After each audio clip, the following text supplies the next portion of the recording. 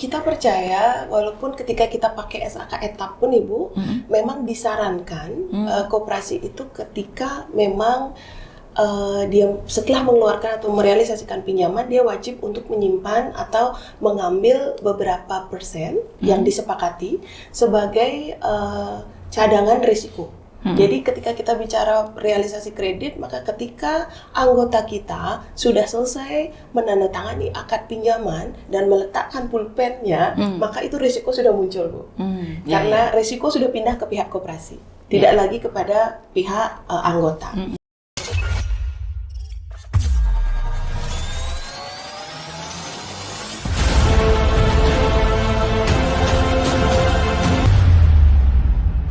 Baik, sahabat koperasi, bertemu lagi dalam podcast edisi khusus untuk koperasi. Pada hari ini kita akan membahas terkait dengan laporan keuangan sesuai dengan standar akuntansi Indonesia. Khususnya pada hari ini kita akan membahas laporan keuangan SAK entitas publik atau disingkat SAK EP. Dan sahabat koperasi, saya tidak sendiri, sudah hadir bersama kita narasumber yang memang profesional di bidang keuangan yang akan nanti mengedukasi kita, memberikan kita gambaran apa sih laporan keuangan SAK EP tersebut, khususnya bagi sahabat-sahabat koperasi. Dan tidak lama kita sapa narasumber kita yang sudah hadir, Ibu Dr. P.A. Andina Nindya Putri SE MBA. Selamat siang ya. Sudah siang. Ya, selamat siang Bu Andin.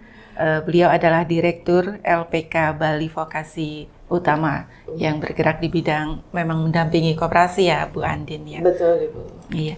Dan Bu Andin, sahabat koperasi juga, bagi sebuah usaha, baik itu koperasi ataupun jenis usaha lainnya ya Bu Andin ya, laporan keuangan itu tentu menjadi suatu hal yang sangat penting. Dan sebagus apapun perusahaan, sebagus apapun kita, khususnya di sini koperasi, itu bisa dilihat dari laporan keuangannya. Sehat tidaknya koperasi itu bisa kita lihat dari laporan keuangannya ya Bu Andin ya. Betul. Nah, mungkin di awal Bu Andin, bagi sahabat koperasi yang mungkin masih banyak ingin tahu tentang apa sih laporan keuangan SAK EP atau standar akuntansi entitas publik ini, karena sebelumnya kan sudah ada SAK lainnya ya Bu Andin ya. Mungkin mulai tahun ini kita atau Indonesia menggunakan standar akuntansi entitas publik. Bisa dijelaskan terlebih dahulu kepada sahabat koperasi Bu Andin, seperti apa laporan keuangan koperasi SAK entitas publik atau SAK EP ini? Baik, terima kasih. Jadi sahabat koperasi dan Ibu Kasih, kita bisa sampaikan bahwa adanya penerapan SAK EP atau standar akuntansi untuk entitas private ini memang terjadi karena memang ada transisi dalam perundang-undangan dan peraturan koperasi itu sendiri. Dimulai dari ketika Kementerian Keuangan atau Menteri Keuangan kita me-issue Undang-Undang P2SK, di mana di situ ada 2 pasal yang memang mengatur koperasi, sehingga koperasi diharapkan untuk menjadi lebih baik lagi dalam tata kelolanya. Dan kemudian untuk merespon dari undang-undang tersebut, maka Kementerian Koperasi itu juga mempublish Undang-Undang Permen 8 tahun 2024, di mana memang di undang-undang tersebut, di permen tersebut, koperasi memang diminta juga untuk menjadi lebih disiplin baik dalam kelembagaan, bisnis maupun keuangannya.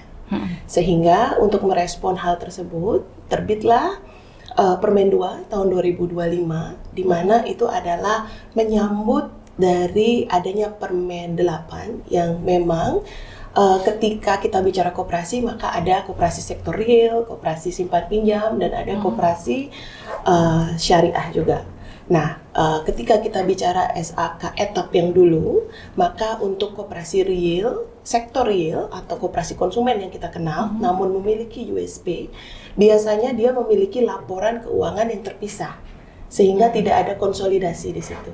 Nah, namun karena kita sekarang berada dalam dorongan tata kelola keuangan yang baik bagi koperasi, maka muncullah SAK entitas private yang dimana perbedaannya adalah yang penting menurut saya adalah laporan keuangannya sekarang menjadi lebih kompleks dan balance, Ibu.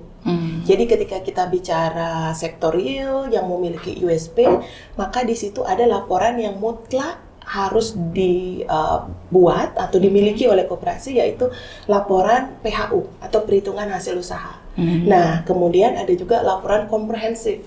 Nah, dalam laporan komprehensif itu di SAKEP kita diminta untuk menjelaskan dan memaparkan segala sumber pendapatan baik itu dari sektor real maupun sektor simpan pinjam. Seperti itu. Nah, tentu kalau positifnya adalah pasti koperasi sekarang jadi lebih dipercaya ya Ibu, karena secara tata kelola dan laporan keuangannya menjadi lebih seragam dibandingkan dengan lembaga keuangan lain. Iya, SAK entitas private ya tadi saya sempat mengatakan SAK entitas publik, yang benar adalah SAK entitas private. Baik Bu Andin, itu mungkin sebagai di awal perkenalan bagi sahabat koperasi ya bagaimana SAK entitas private ini. Nah tadi berarti ada beberapa perbedaan ya Bu Andin ya antara SAK entitas private dengan sebelumnya SAK etap. Di antaranya tadi sempat saya dengar itu ada beberapa istilah yang berbeda dari SAK private dengan SAK sebelumnya. Di situ menyinggung salah satunya yaitu kalau sebelumnya kita mendengar sisa hasil usaha, sekarang namanya pembagian hasil usaha. Itu salah satu perbedaannya. Dan juga tadi ada kalau dulu disebut laporan laba rugi. Kalau sekarang, kalau dulu laporan laba rugi, maka sekarang laporan perhitungan PHU, perhitungan hasil usaha.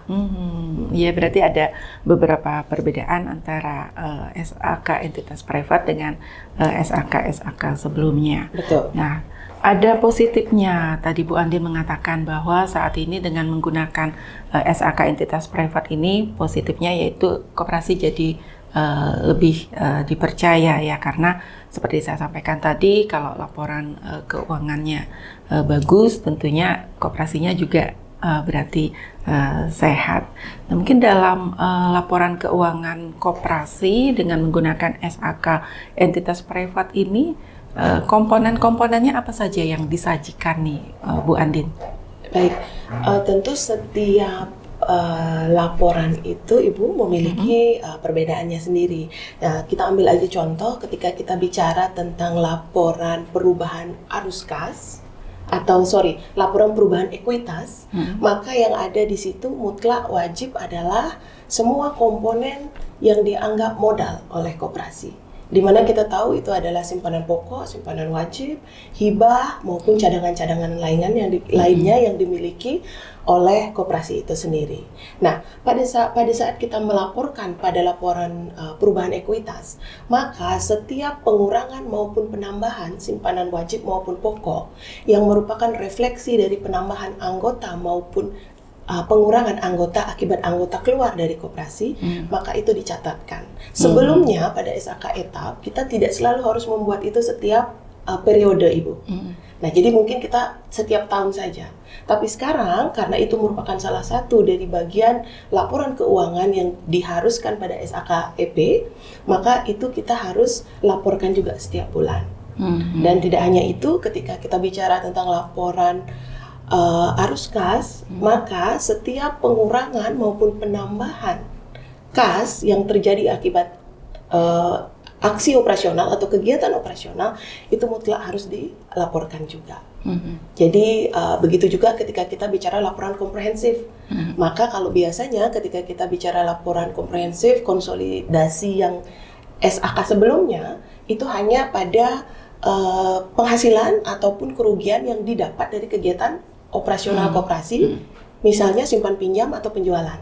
Tapi kalau di komprehensif tersebut, ketika kita mendapatkan hasil bunga dari investasi, dana yang kita miliki, baik itu di bank, deposito maupun giro, dan kalau kita diizinkan untuk melakukan investasi dari segi reksadana, maka itu juga harus dilaporkan sebagai pendapatan yang diterima koperasi dari hasil kegiatan investasi. Jadi sumber pendapatan itu juga dibagi menjadi 3. Ada yang dari kegiatan operasional, dari investasi, dan juga kegiatan dari kalau tidak salah itu pendanaan. Iya. Seperti itu. Artinya dengan SAK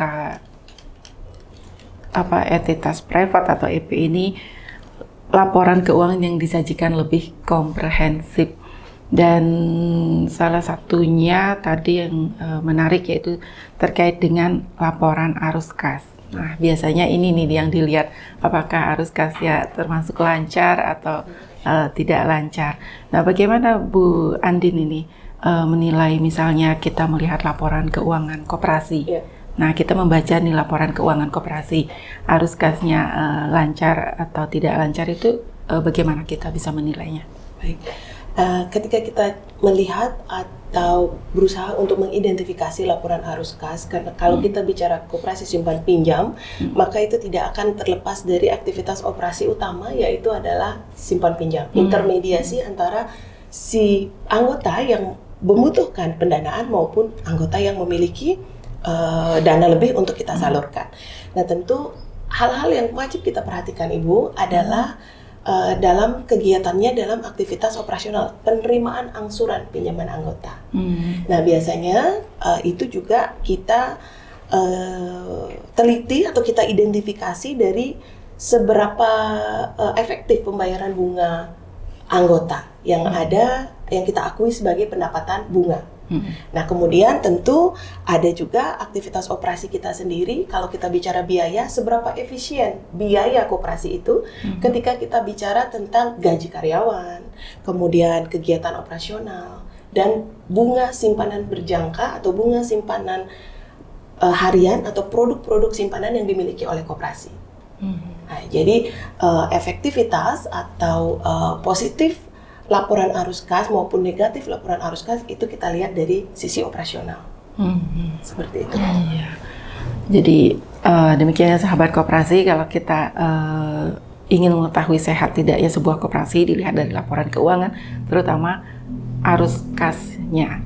Dan Bu Andin, mungkin sahabat koperasi juga belum banyak yang tahu walaupun SAK EP ini dilaksanakan sesungguhnya awal tahun ini ya Bu Andin ya, tahun Januari 2025, tapi mungkin masih banyak yang belum begitu paham. Nah, kalau dalam laporan keuangan sebelumnya yang saya tahu tuh Bu Andin, itu kan ada neraca, ada laba rugi, ada juga perubahan arus kas, seperti itu ya, kalau tidak salah. Nah, dalam SAK EP ini, entitas private ini, apakah masih sama yang laporan keuangan yang disajikan atau ada perubahan yang disajikan Bu Andin? Untuk yang SAK EP ini Ibu, jadi kalau dulu kita mengenal namanya neraca, sekarang kita mengenalnya dengan laporan posisi keuangan. Jadi tidak lagi dengan neraca, walaupun sebenarnya bentuk dan indikator serta item yang ditampilkan memang seperti neraca dari SAK etap sebelumnya. Nah, kemudian yang menjadi tambahan juga adalah ketika kita menyebut laporan laba rugi, kita menyebutnya sebagai penghasilan komprehensif.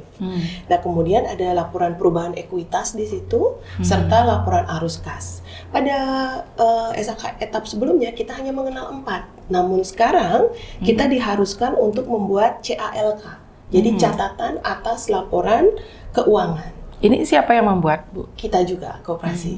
Jadi CALK ini Ibu adalah ringkasan atau resume dari item-item apa atau indikator apa yang penting atau yang mungkin mengalami perubahan signifikan dari 4 komponen laporan keuangan tadi. Sehingga kalau menurut saya ketika kita bicara pada atau berhadapan dengan pihak ketiga, stakeholder, khususnya pengawas, karena kita pasti harus diawasi oleh pengawas, dan ketika kita ingin memberikan pertanggungjawaban kepada anggota, tentu kita tidak perlu memberikan keempat laporan tadi kepada anggota. Tapi kita cukup untuk membuat CALK atau catatan atas laporan keuangan yang baik dan benar, sehingga itu sudah bisa mewakili dan merefleksikan segala bentuk perubahan keuangan atau operasional yang terjadi di koperasi itu. Oke. Dan Bu Andin, tadi disebutkan kalau dulu disebut neraca, sekarang disebut laporan posisi keuangan. Secara garis besar, tadi Bu Andin menyebutkan mungkin indikatornya mungkin sama atau mirip dengan laporan neraca. Ada perbedaan mungkin yang bersifat yang dulu nggak ada di etap, sekarang ada di EP dalam laporan posisi keuangan ini, Bu? Betul. Kalau di laporan posisi keuangan itu yang tidak ada ataupun yang sekarang baru, Ibu, adalah metode perhitungan dan pengakuannya. Jadi kalau dulu kita bicara tentang aset kita, baik itu aset lancar, aset tetap, itu hanya kita hitung dari hasil perolehannya pada saat kita beli, kemudian kita susutkan dalam periode tertentu. Tapi sekarang kita punya dua model, Bu. Kita boleh pakai metode itu, tapi yang disarankan adalah metode reevaluasi untuk aset tetap. Kenapa begitu? Karena seringkali yang terjadi adalah di saat etap kita tidak menghitung, Ibu, kemungkinan harga perolehan kita itu naik atau berkurang. Dan ketika itu naik, tentu itu keuntungan bagi kita. Nah, resiko yang tidak bisa kita mitigasi adalah ketika kita tidak bisa tahu ternyata harga yang kita beli saat kita mengakuisisi aset itu lebih tinggi dari harga saat ini. Nah, tapi kalau dengan metode reevaluasi, maka harga yang kita gunakan ketika kita memperoleh aset tersebut, kita kurangi dengan depresiasi, dan kemudian kita bandingkan dengan harga aset yang sama di tahun atau di periode saat ini. Nah, maka yang kita gunakan adalah plus minusnya adalah selisih dari harga perolehan saat itu dikurangi depresiasi berbanding dengan harga saat ini. Jadi bisa lebih real nilai aset yang kita punya. Betul, Ibu. Kalau dilihat dari penilaiannya. Mungkin sahabat koperasi juga masih ada yang bingung nih, Bu Andin. Ibu Andin tadi menyebut ada aset tetap, berarti ada aset tidak tetap dong ya. Betul. Mungkin bisa dijelaskan ke sahabat koperasi, Bu Andin, aset tetap itu yang mana, aset mungkin lawannya tidak tetap yang mana, Bu Andin? Ya, kalau aset tetap tentu kita bicara ada tanah, bangunan, Tapi kalau aset tidak tetap, kita bicara pada hal-hal yang kita gunakan untuk mendukung operasional koperasi kita. Jadi ada yang berwujud maupun yang tidak berwujud. Kalau aset tetap pasti berwujud, contohnya mungkin kendaraan operasional, sarana prasarana, komputer. Betul. Seperti itu. Oke, jadi sahabat koperasi mungkin ada yang tadi bingung aset tetap itu yang mana sih, tidak tetap itu yang mana, sudah terjawab ya Bu Andin. Nah, tadi sekilas Bu Andin juga nih sudah menyinggung masalah kalau dulu disebut laba rugi, kalau sekarang laporan komprehensif penghasilan usaha ya. Nah, mungkin sahabat koperasi kalau dulu kan mencatatnya itu kalau laba rugi yang saya tahu nih karena sempat belajar akuntansi dulu juga ada yang utama itu pendapatan ya Bu Andin ya, pendapatan baik itu biasanya kalau koperasi simpan pinjam itu kan pendapatan utamanya dari bunga ya Bu Andin ya, bunga kredit yang dibayarkan oleh anggota. Nah, kalau dalam sistem entitas privat atau EP ini tadi Bu Andin juga menyebutkan ada penghasilan dari lain-lain juga dicatatkan secara detail. Nah, mungkin dari selain pendapatan dari utama, kemudian pendapatan lain-lain, kemudian kalau dari segi biaya gimana Bu Andin? Apa perbedaan antara SAK yang sebelumnya dengan yang saat ini? Apakah sedetail dari pendapatan juga yang harus dicatat oleh sahabat koperasi ini? Baik, tentu berbeda sekali ya Ibu. Kalau dulu mungkin kita mengenal sahabat koperasi bahwa kita harus menggunakan sistem accrual pada SAK etap. Namun sekarang itu kita sangat diharuskan Ibu, karena ketika kita mengakui beban atau saat beban itu terjadi, kewajiban itu terjadi, itu sudah harus kita akui. Contoh, misalnya ketika terjadi kita mengeluarkan biaya, biaya yang kita keluarkan langsung kita catat. Harus kita catatkan. Tidak lagi pada saat kas itu dibayar, atau sebagai contoh misalnya Ketika kita memberikan pinjaman, maka kita pasti memiliki biaya administrasi. Nah, sebelumnya administrasi yang kita terima saat hari itu kita mengeluarkan pinjaman atau mencairkan pinjaman, kita akui sebagai pendapatan. Iya, Hari kalau itu. biaya kalau yang saya tahu kan orang anggota minjam kena Betul. biaya administrasi itu Betul. pendapatan koperasi. Betul, Heeh, hari kalau- itu. heeh. Tapi kalau di SKEP, entities private, kita diminta untuk menghitungnya berdasarkan periode pinjaman, Ibu. Jadi kita menggunakan bunga efektif yang dimana memang misalnya kita mengeluarkan pinjaman dalam jangka waktu setahun, maka biaya administrasi itu kita akui 12. Dibagi 12. Betul. Oh, misalnya nih ada anggota pinjam Bu Andin, biaya administrasi katakanlah 1.200.000 ya biar gampang. Baik. 1.200.000. Ini artinya pencatatannya misalnya dia minjem bulan sekarang misalnya Juli nih. Betul. Artinya mereka mencatat pada saat bulan Juli itu sebagai pendapatan 100.000. Betul. Namun kemudian itu akan jadi piutang Piutang. 1.100.000. Piutang disebutnya piutang apa nih? Piutang pinjaman. Piutang pinjaman. Iya. Oke. Atau saya kalau nggak salah piutang pinjaman, iya piutang pendapatan Ibu, sorry, piutang pendapatan. Iya, piutang pendapatan karena sesungguhnya uangnya sudah kita terima, tapi baru kita benar-benar akui sebagai pendapatan 100.000 aja. 100.000 aja, karena itu baru di bulan pertama. Kalau kita bicara dengan menggunakan Excel atau manual data, maka kita akan punya banyak kolom di mana kita harus catat bahwa bulan berikutnya, Juli, Agustus, di bulan Agustus, ketika kita menerima 100.000 lagi, maka itu akan kita masukkan sebagai pendapatan dan akan mengurangi piutang 1.100.000. Piutang pendapatannya menjadi 1 juta. Oke, Nah, jadi itu bedanya. Yang dulu kalau dulu mungkin sahabat koperasi mencatatnya begitu dapat pendapatan 1.200.000 langsung masuk ke pendapatan 1.200.000. Iya, ini lebih menguntungkan bagi sahabat koperasi ya, atau seperti apa Bu? Bisa dibilang Ibu, kalau seandainya kita memang sudah memiliki tata kelola yang sangat sempurna, mungkin bisa dibilang itu membantu kita untuk jadi lebih disiplin. Karena kenapa? Karena kendala yang sering dihadapi di lapangan adalah adanya kurangnya rasa memiliki dari anggota itu sendiri. Ketika meminjam, mungkin iya mereka merasa bahwa bagian dari koperasi. Iya. Tapi ketika diminta untuk membayar, biasanya mereka ada kendala untuk mengikuti klausul tepat waktu dan tepat jumlah. Nah, kalau di SKEP maka itu sudah tidak diizinkan lagi karena ketika ketidaktepatan pembayaran itu terjadi, maka itu sudah harus dibebankan sebagai CKPN atau PPAP atau cadangan penurunan nilai bagi pinjaman tersebut. Sehingga mau tidak mau koperasi harus membentuk cadangan yang sesuai dengan ketidaktepatan pembayaran tadi yang tentu akan mengurangi SHU koperasi itu sendiri. Nah ini nih sahabat koperasi yang menarik ya dalam SKEP ini. Ketika ada anggota yang meminjam, misalnya dia jatuh tempo, misalnya nih 15 Juli ini harusnya jatuh tempo Bu.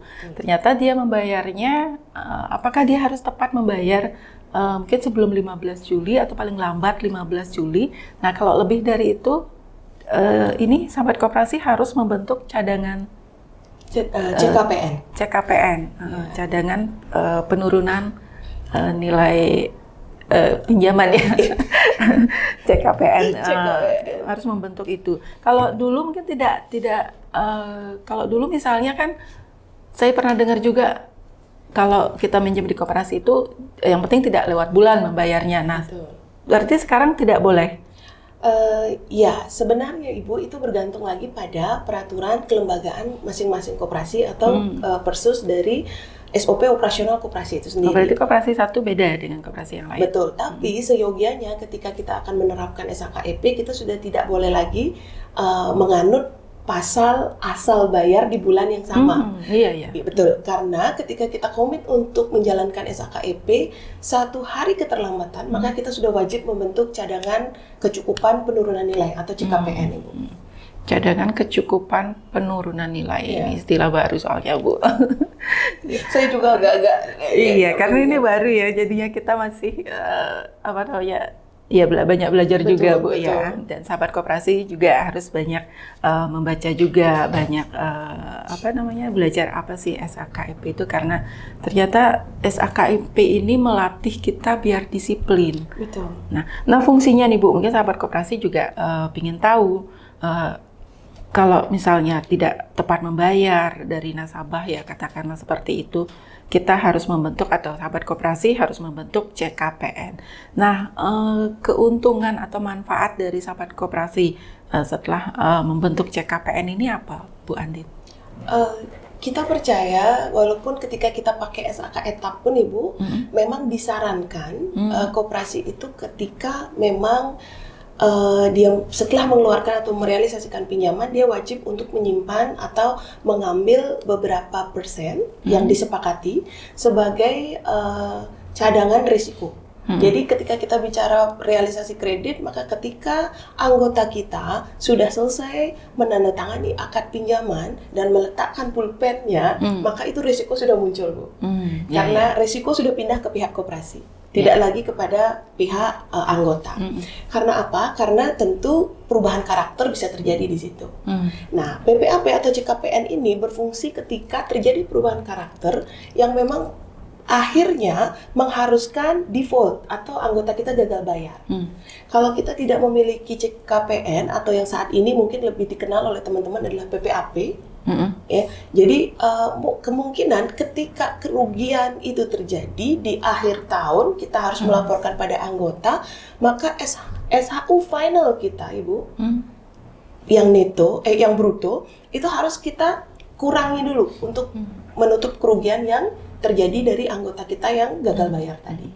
Nah, tentu kalau kita tidak punya cadangan yang kita ambil dari ketika kita merealisasikan dan kita akui itu PPAP, maka harusnya 100% kita kurangi di akhir tahun, bisalah setidaknya 80%. Sehingga yang 20% masih kita bisa bagikan kepada anggota yang memang berhak atas SHU-nya. Dan juga ketika kita bicara klasifikasi atau indikator permodalan, sebenarnya ketika kita bicara cadangan risiko koperasi yang kita bagi dan kita simpan di setiap akhir tahun dari hasil final SHU kita, itu sebenarnya tidak bisa diambil untuk menutupi kerugian sewaktu-waktu, Ibu. Secara undang-undang itu hanya bisa diambil hanya ketika koperasi kita sudah tidak beroperasional lagi, alias sudah tutup. Betul. Jadi lebih baik kita membuat kantong risiko sendiri. Kalau kita bicara manajemen risiko, jadi kantong risiko kita ada 2 yang bisa kita ambil sewaktu-waktu dan jika terjadi hal-hal yang tidak diinginkan. Gitu. Dan nampaknya ini sangat menarik, Bu Anti, mungkin sahabat koperasi juga ya, terkait dengan karena ini memang kredit macet lah istilahnya ya, Bu Andin ya. Ini kan memang sering dialami ya beberapa koperasi karena tidak semua anggota peminjam itu mulus membayar kewajibannya. Nah, misalnya nih Bu Andin dan juga sahabat koperasi mungkin pernah mengalami hal seperti ini ketika katakanlah total kredit yang disalurkan itu misalnya nih 100 miliar dan akhir tahun tapi sebelum ke situ dulu, mungkin saya tanya dulu Bu Andin. Tadi untuk cadangan penurut CKPN ini bisa disisihkan sekian persen, itu tergantung kebijakan koperasi. Betul. Nah, idealnya nih Bu Andin, misalnya ada yang minjem 100 juta, itu berapa persen idealnya untuk disisihkan sebagai CKPN ini? Jadi itu balik lagi ke persusnya, Ibu ya, rentangnya itu biasanya 0,5 sampai 1%. 0,5 sampai 1% ya sahabat koperasi. Betul. Ya. Dan biasanya juga itu include dari administrasi yang memang sudah kita kenakan bagi anggota. Sehingga untuk perhitungannya itu merupakan karakteristik masing-masing koperasi. Jadi mungkin berbeda dari koperasi A ke koperasi B. Oke, jadi tergantung kesepakatan anggota koperasi ya, karena koperasi itu dari anggota untuk anggota. Jadi kembali misalnya dalam 1 tahun ada koperasi yang menggelontorkan kredit sebesar 100 miliar. Nah, tentunya misalnya dalam tahun sekarang misalnya 2025 itu pinjaman atau kredit yang seharusnya pokoknya harus kembali itu 50 miliar. Nah, ternyata di akhir tahun itu yang bisa baru kembali itu misalnya 45 miliar nih, lagi 5 miliar itu kita ambilkan dari cadangan CKPN yang kita bentuk itu, berarti seperti itu Bu ya?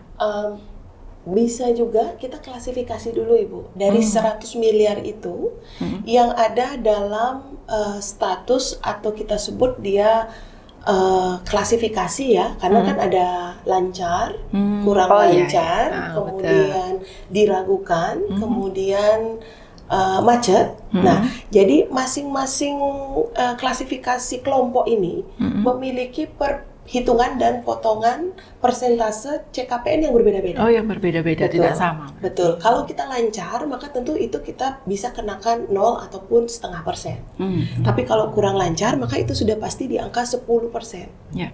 Dan kalau diragukan pasti 50%, kalau macet maka 100%. Nah, jadi koperasi memang diharapkan setiap bulan itu memiliki laporan pinjamannya yang memang di mana dia memang mengatur atau bisa merefleksikan pola pembayaran anggotanya, Ibu.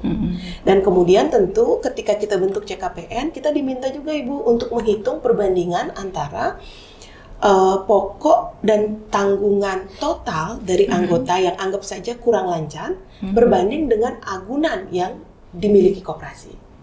Nah, ketika agunan yang dimiliki koperasi kurang dari jumlah pokok tanggung jawab atau pokok pembayaran yang harus dibayar oleh anggota, maka sudah pasti dia harus membentuk 50%. Beda halnya Ibu dengan ketika kita bicara kalau ternyata agunannya lebih tinggi.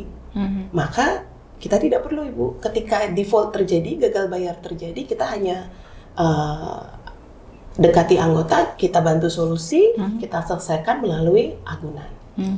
Nah, ini menarik juga Bu Andin.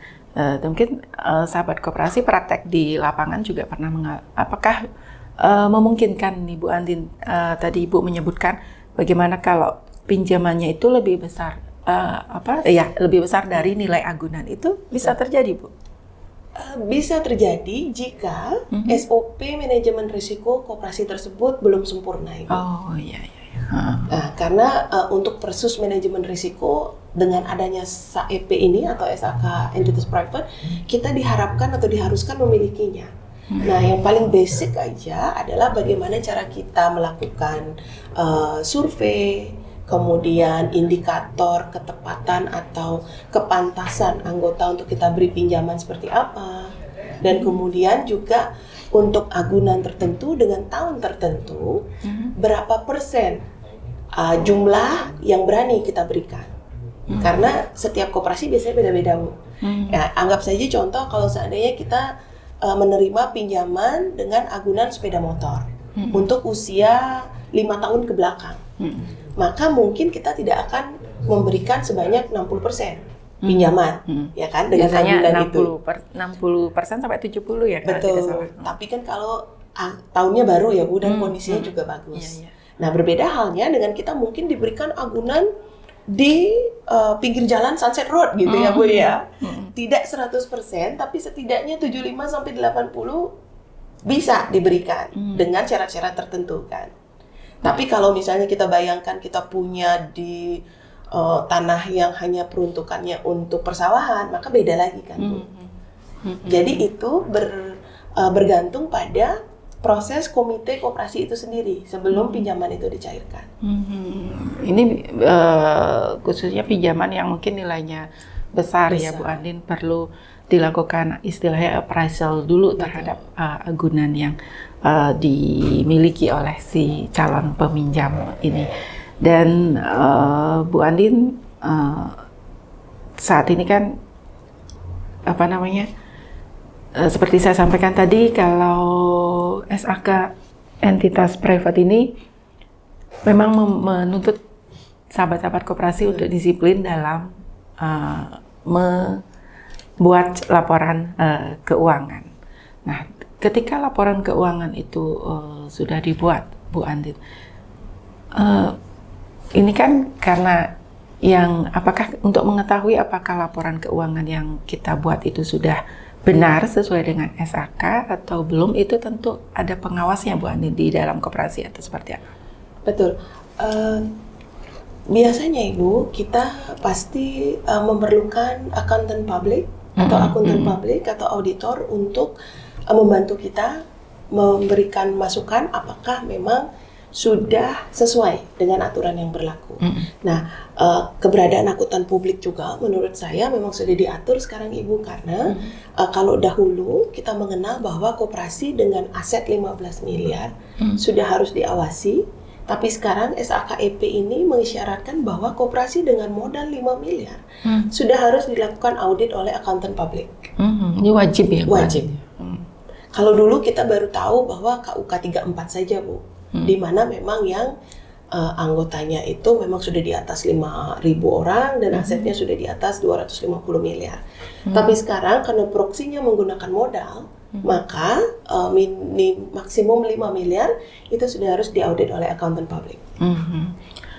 Oke.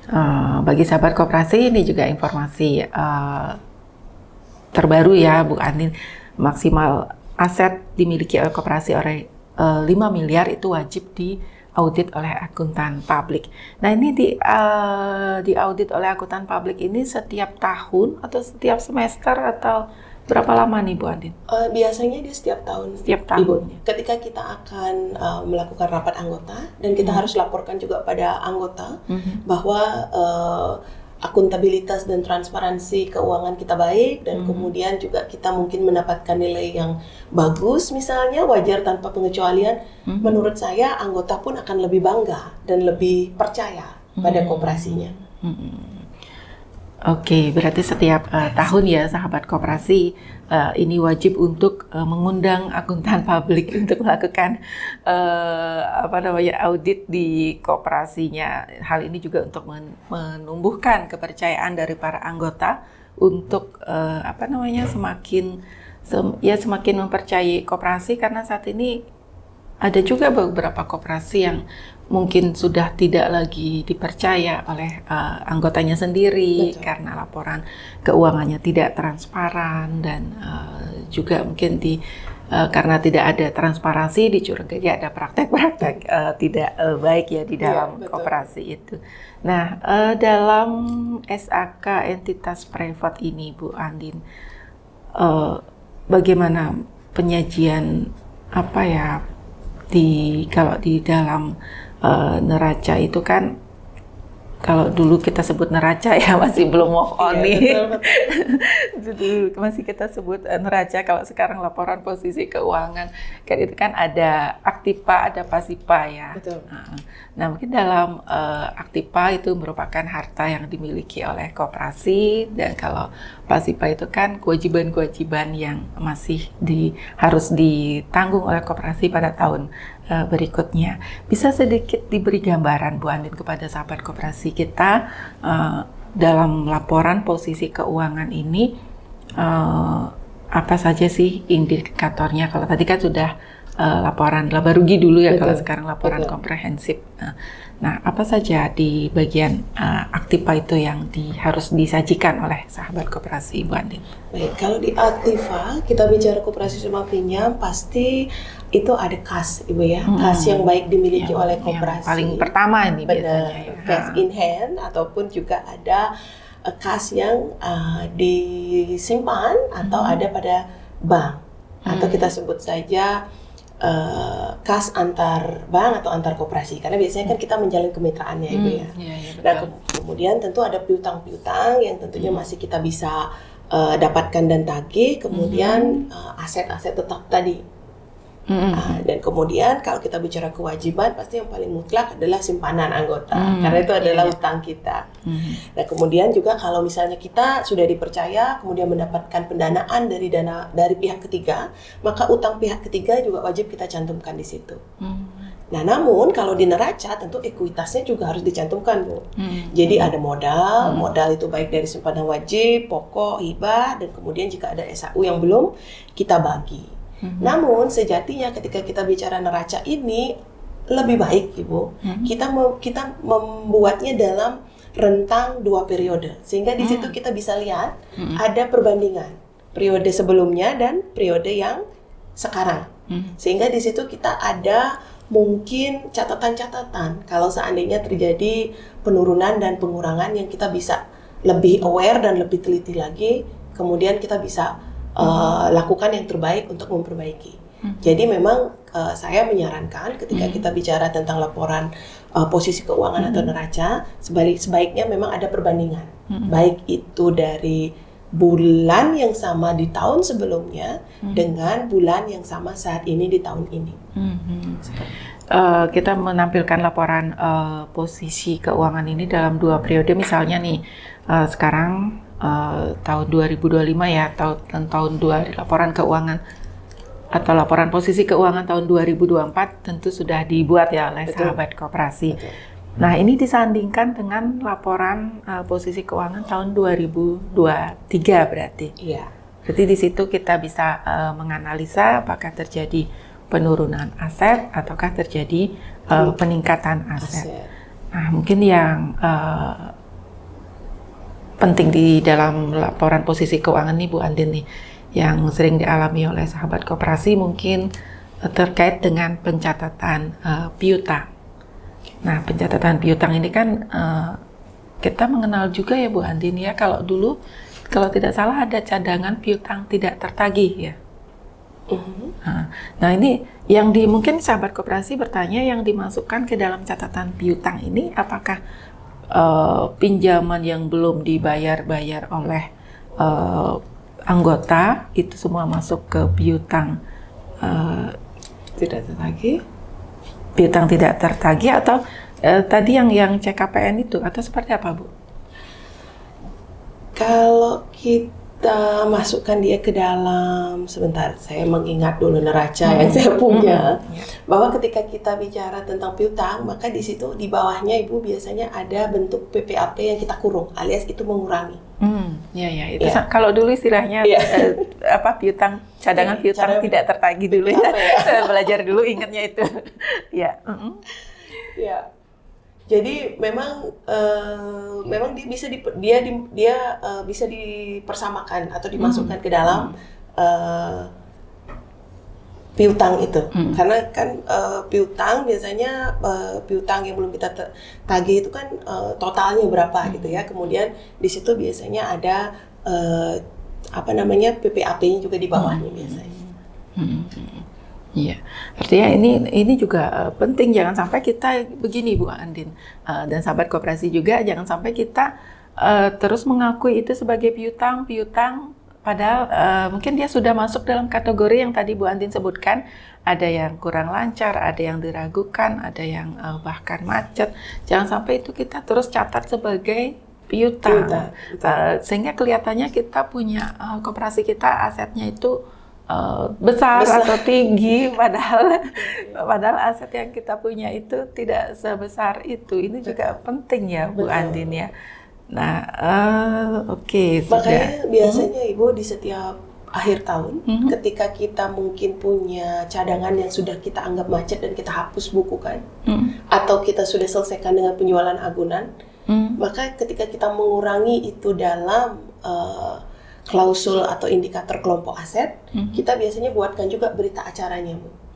Dan itu memang terjadi setiap tahun. Jadi berita acara bahwa anggota nomor sekian dengan aset sekian sudah diselesaikan, kemudian itu kita juga lampirkan biasanya dalam bukti laporan RAT kita. Seperti itu. Jadi ketika auditor atau mungkin dinas terkait yang ingin memeriksa, dia kan jadinya punya bukti pendukung gitu ya, bahwa ini berkurang karena jumlahnya sama, sudah selesai gitu. Ini apakah muncul di neraca atau di laporan komprehensif atau laporan laba rugi aja Bu Andin, terkait dengan ada anggota nih yang gagal bayar atau macet atau memang sudah tidak bisa melakukan kewajibannya? Itu angka itu misalnya gagal bayar misalnya 5 juta, itu muncul di laporan komprehensif atau laporan laba rugi aja, atau memang di neraca juga kelihatan? gagal bayar dalam artian dia sudah kita nyatakan macet atau memang pada bulan itu dia tidak bayar, Ibu? Begini, ketika ada anggota, oh ya, saya ulang pertanyaannya. Ketika ada anggota yang gagal bayar, artinya dia macet, sudah macet nih, katakanlah sudah masuk kategori yang keempat nih, sudah macet. Terus kita jual agunannya kan. Nah, itu muncul, kita buatkan berita acara, itu dimunculkan di neraca juga atau seperti apa? Ketika kita bikin di berita acara, maka tentu itu muncul di neraca karena kita sudah anggap dia selesai dan kita sudah lakukan penyelesaian. Sehingga di neraca otomatis baki debat atau piutang yang kita punya tentu berkurang. Betul. Begitu juga dengan PPAP-nya. Karena kita anggap dia more or less sudah berkurang. Sudah dikeluarkan artinya ya. Seperti saya sampaikan tadi, sahabat koperasi, jangan sampai itu sudah berkurang, tapi kita tetap catat di dalam laporan posisi keuangan kita, sehingga kita laporkan kepada anggota jumlah aset kita. Kemudian anggota menganggap, wah, aset koperasi kita masih banyak nih, masih tinggi, padahal sesungguhnya tidak seperti masih tidak sebesar itu. Nah, yang mungkin sahabat koperasi juga banyak yang belum paham nih terkait dengan kalau tadi kita sudah berbicara di bagian Aktipa dan sekilas Bu Andin juga di bagian Pasipa tadi sudah menyampaikan yang di bagian Pasipa yaitu kewajiban-kewajiban kita. Kalau dalam koperasi nih Bu Andin, yang masuk dalam biasanya yang utang koperasi atau kewajiban koperasi itu apa saja sih bentuknya, Bu? Karena saya jarang mendengar koperasi ini punya utang. Yang saya tahu koperasi punya piutang seperti itu, Bu Andin. Iya betul, Ibu. Kalau kita bicara liabilitas, pasti ada liabilitas jangka pendek, jangka panjang, itu pasti. Kalau kita bicara koperasi, karena kita mengelola dana anggota, yang wajib kita bayarkan sebagai bunga, maka utang kita adalah hal tersebut. Jadi utang kita adalah simpanan-simpanan yang kita kelola dari anggota. Kemudian jika masih ada beban, misalnya utang pajak, kalau kita masih belum bayarkan secara full, kemudian kalau misalnya kita mendapatkan dana linkage atau mungkin dalam bentuk dana murah yang disalurkan bagi anggota, maka itu adalah utang. Selama memang periodenya itu kurang dari 12 bulan, maka pasti itu adalah liabilitas jangka pendek. Tapi kalau misalnya kita mengambil pinjaman dalam jangka panjang dengan pihak ketiga lebih dari 12 bulan, maka itu pasti sudah utang koperasi jangka panjang. Namun memang itu tergantung lagi pada kebijakan dan kebiasaan koperasi masing-masing. Apakah dia mengkelompokkan melalui dua hal tersebut, yaitu liabilitas jangka pendek, jangka panjang, atau mereka hanya cukup tulis liabilitas seperti itu. Gitu. Oke. Nah, sekarang ini yang termasuk dalam liabilitas koperasi yaitu simpanan-simpanan anggota nih, Bu Andin. Nah, simpanan anggota itu kan ada macam-macam ya, ada simpanan pokok, ada simpanan wajib. Nah, ini ada simpanan yang bisa diambil sewaktu-waktu, ada simpanan yang bisa diambil setelah keluar dari koperasi ini. Nah, kalau ada misalnya simpanan yang diambil sewaktu-waktu, ini perlakuannya seperti apa, Bu? Simpanan yang bisa diambil sewaktu-waktu, mungkin biasanya itu adalah simpanan sukarela, Ibu. Jadi dia tidak masuk dalam klausul modal, tapi dia masuk dalam seperti tadi, dana pihak ketiga yang dikelola, sehingga itu masuk sebagai beban koperasi atau utang koperasi. Nah, tentu dia masuknya ke dalam beban, masuk ke dalam kelompok beban biaya, Bu. Biaya dana yang dibayarkan oleh koperasi. Kalau dalam laporan laba rugi, dia masuknya pasti ke biaya bunga yang dibayarkan, atau beban bunga yang dibayarkan oleh koperasi. Beban bunga yang dibayarkan oleh koperasi. Bergantung pada produknya. Nama produk tentu berbeda-beda, tapi yang penting koperasi beda. Tapi dia masuk dalam pasti beban biaya. Beban biaya koperasi, karena memang kalau kita berbicara beban itu artinya pengeluaran yang dikeluarkan oleh koperasi. Nah, dalam SAKEP ini Bu Andin, kita kan tentunya tidak berdiri sendiri ya. Kita seperti Bu Andin sampaikan tadi, kita tentunya menjalin kolaborasi dengan stakeholder terkait lainnya. Nah, apa sih ketika sahabat koperasi sudah menerapkan SAKEP ini, manfaat yang bisa sahabat koperasi peroleh nih kan bagi untuk menjalin kerjasama dengan stakeholder terkait itu apa Bu Andin?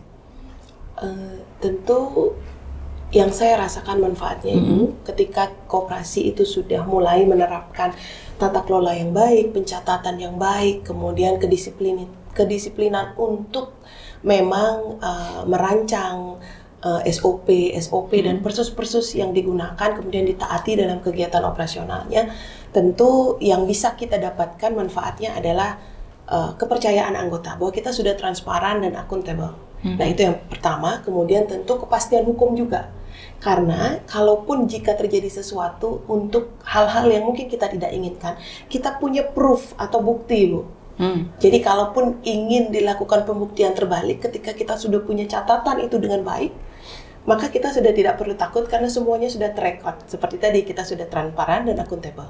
Jadi kita punya kepastian dalam proses operasional dan kepastian hukum juga jika terjadi sesuatu.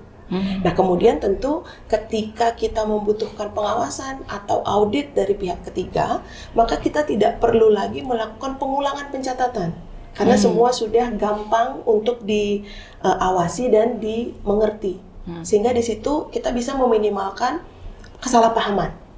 Nah, ketika kita diawasi dan diaudit, Ibu, seringkali kalau terjadi kesalahpahaman itu bisa panjang karena antara yang dipahami oleh auditor dan pengawas berbeda dengan yang dipahami oleh pengelola. Nah, kemudian tentu kita bisa meningkatkan kepercayaan publik. Penting bagi kita, sahabat koperasi, bahwa kita harus percaya bahwa koperasi yang kita kelola itu berhak dipercaya oleh publik dan memiliki image ataupun juga pengelolaan yang baik. Karena tentu itu adalah salah satu cara kita untuk meyakinkan anggota maupun ketika kita ingin meyakinkan orang-orang untuk bergabung menjadi anggota koperasi kita. Nah, dengan transparan dan akuntabel ini dan keseragaman laporan keuangan, ketika kita membutuhkan support dana dari pihak ketiga maupun ingin mengajukan pinjaman-pinjaman yang berbunga murah yang dimiliki oleh pemerintah, tentu dengan adanya keseragaman SAKEP ataupun ketaatan kita dalam laporan keuangan koperasi kita, tentu akan lebih mudah mereka memberikan pada kita karena kita sudah cukup terpercaya dan semua bukti sudah jelas bagaimana kita mengelola koperasi itu. Jadi tentu manfaatnya sangat banyak seperti yang saya sebutkan tadi. Ya, baik sahabat koperasi, ini yang paling penting apa manfaat dari ketika sahabat koperasi sudah menerapkan SAK entitas private atau SAKEP, diantaranya ada kepastian hukum, ada memudahkan audit untuk ketika mereka melakukan audit, dan ini sangat penting ya Bu Andin. Betul. Ketika versinya auditor melaporkan misalnya seperti ini, ternyata versinya pengurus koperasi berbeda, ini bisa menimbulkan keributan nih antara anggota koperasi nih Bu ya, betul sekali. Dan juga yang tidak kalah pentingnya juga dengan menerapkan SAKEP ini, artinya laporan keuangan dari sahabat koperasi sudah terpercaya, sudah transparansi. Ini juga memudahkan untuk menjalin kerjasama dengan pihak ketiga, baik itu pemerintah atau mungkin swasta, antar koperasi, itu juga lebih mudah ya Bu Andin. Mungkin sebagai closing nih Bu Andin, mungkin ada pesan-pesan kepada sahabat koperasi agar sahabat koperasi ini segera nih beralih ke SAKEP karena manfaatnya banyak sekali Bu Andin tadi. Baik, bagi sahabat koperasi, memang ketika kita mengalami perubahan, setiap perubahan pastilah tidak selalu enak, tapi yakinlah ketika kita melakukan perubahan kecil itu, maka kita sedang memulai untuk melakukan sebuah perubahan yang besar. Jadi mari kita jaga bersama-sama tata kelola koperasi kita yang tentu akan berdampak bagi bagaimana masyarakat mempercayakan dana mereka, mempercayakan pinjaman mereka kepada koperasi, dan mereka percaya untuk bergabung menjadi anggota koperasi. Karena koperasi yang bermartabat dimulai dari kepercayaan pengelola untuk melakukan kesiapan dan perbaikan tata kelola yang baik. Baik, luar biasa ya sahabat koperasi dimanapun berada menyimak podcast kita pada hari ini, bagaimana menerapkan SAK entitas private atau SAKEP, dan memang tidak mudah untuk berubah dari yang sebelumnya ke suatu sistem yang baru, tetapi karena manfaatnya lebih banyak, tentu bagi sahabat koperasi kita himbau segera mempelajari bagaimana SAKEP ini dan juga segera berbenah agar koperasi tetap sehat dan berjaya, tentunya memberikan kesejahteraan bagi anggota.